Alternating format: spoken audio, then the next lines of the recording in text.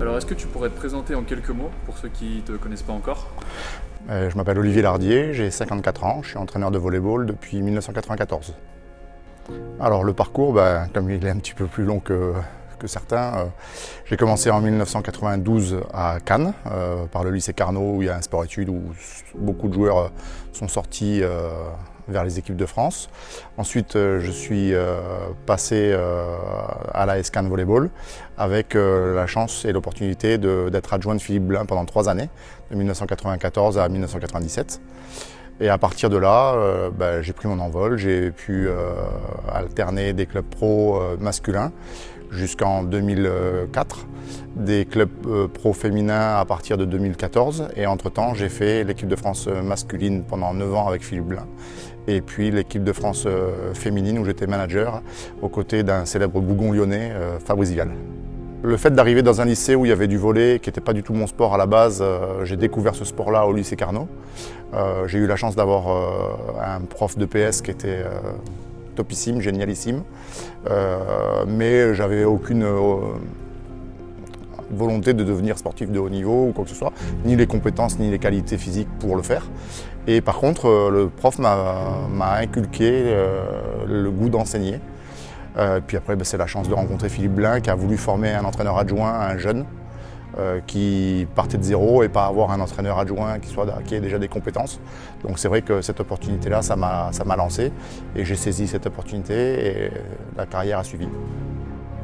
Écoute, on a d'abord eu un premier contact au mois de juin où on avait fait quelques entretiens et 2 entraînements pour voir un petit peu l'état des joueurs et puis tester certains joueurs qui auraient pu arriver. Et puis là, c'est vraiment le mois d'août qui est la clé de voûte de tout ce qui va se passer pendant la saison, avec la volonté de créer un collectif qui va être ambitieux et qui a envie de travailler. Donc pour l'instant, tout se passe bien. Écoute, pour l'instant, c'est vraiment une prise de connaissance. L'équipe est descendue d'un cran entre la saison dernière et cette année, donc il est difficile de juger, de se jauger par rapport à la nouvelle poule. On va avoir forcément des ambitions élevées par rapport au fait qu'on est un club descendant et notre tête va valoir cher dans le championnat. Mais en tout cas, ça sera d'aller chercher les meilleurs résultats possibles. On a des joueurs de qualité, des joueurs qui sont un petit peu revanchards par rapport à la saison dernière où la décision finale s'est faite sur quelques détails et quelques résultats qui ne sont pas tombés du bon côté. Donc je pense qu'on aura des objectifs élevés. Est-ce que tu pourrais dire ta plus grande fierté dans ta carrière jusqu'à présent?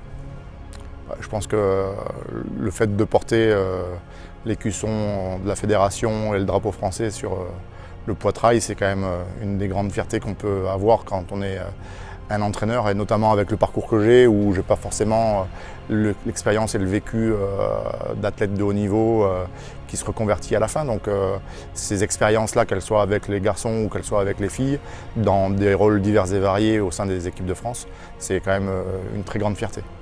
Est-ce que tu voudrais adresser un mot aux supporters de la Suède? Écoutez, de ce que je connais pour avoir joué quelques fois à Lyon à l'époque du Petit Palais en pro, c'est une ambiance assez agréable et fan. Donc j'espère que cette année où on va connaître un changement avec la nouvelle salle à Mado-Bonnet, cette énergie sera toujours là et poussera les joueurs à faire du mieux possible.